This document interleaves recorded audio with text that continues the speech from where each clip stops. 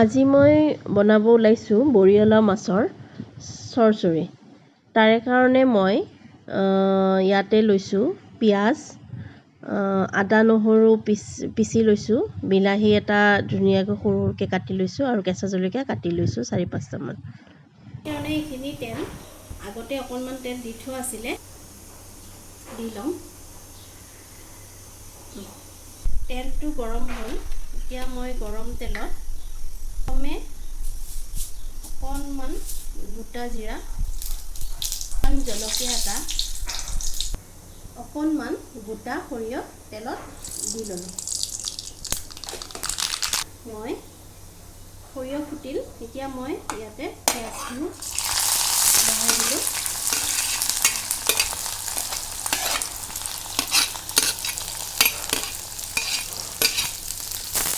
এতিয়া মই পিঁয়াজখিনি অকণমান ৰঙচুৱা হোৱাকৈ ভাজি লওঁ। গৰম তেলত গোটা সৰিয়হ অলপ ফুটাই দিলে তেলখিনিৰ পৰা ধুনীয়া এটা গোন্ধ ওলায়। আপোনালোকেও তেনেকৈ গোটা সৰিয়হ ফুটাই বনাই চাবচোন, এটা ধুনীয়া এটা গোন্ধ ওলাব। পিঁয়াজখিনি অকণমান ৰঙচুৱা হোৱাত আমি এতিয়া তাত আদা নহৰুটো দি দিম। আদা নহৰুখিনি দি আমি অলপ নহৰু কেঁচা গোন্ধটো যোৱালৈকে ভাজি ল'ম। নহৰুখিনি অকণমান ভজা হোৱাৰ পিছত আমি এতিয়া ইয়াতে বিলাহীটো দি দিলোঁ। বিলাহীটো দি আমি 5 মিনিট সময় এনেকৈ ফ্ৰাই কৰিম, যেতিয়ালৈকে বিলাহীটো গলি নাযায় তেতিয়ালৈকে আমি এনেকৈ ভাজিব লাগিব।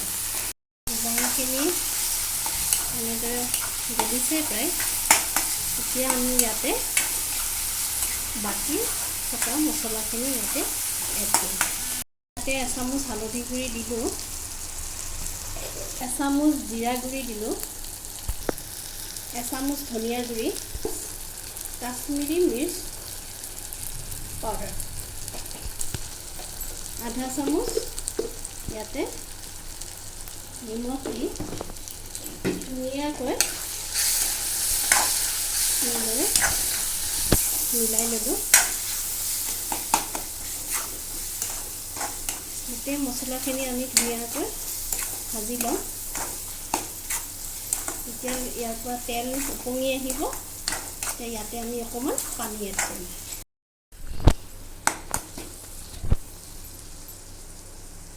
এনেদৰে তেল বিৰিঙি অহাৰ পিছত মই ইয়াতে অকণমান এতিয়া পানী এড কৰিছোঁ।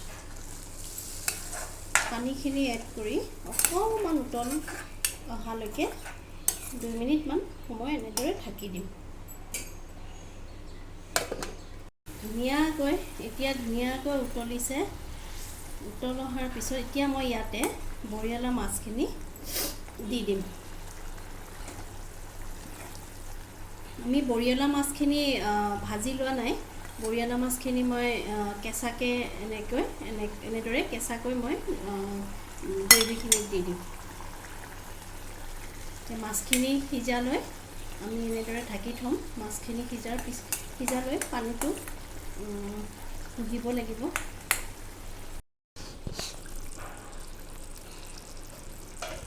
এনেদৰে উতলি থকাৰ 5 মিনিটমান পিছত মই ইয়াতে কাটি থোৱা কেঁচা জলকীয়াখিনি দি দিম। দি মই আকৌ 5 মিনিট সময় এনেদৰে ঢাকি থৈ দিম। 5 মিনিটৰ পিছত আমাৰ বৰিয়লা মাছৰ চৰচৰি ৰেডি হৈ গ'ল। এতিয়া আমি ইয়াৰে ওপৰত কাটি থোৱা ধনিয়া পাত অকণমান দি মছলাখিনি আকৌ এবাৰ ভালদৰে লৰাই দিলোঁ।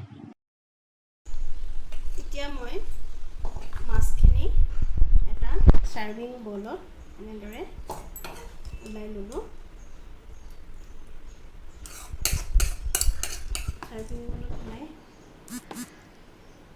আপোনালোকেও এনেদৰে বনাই খাবচোন, বহুত খাবলৈ ধুনীয়া হয়।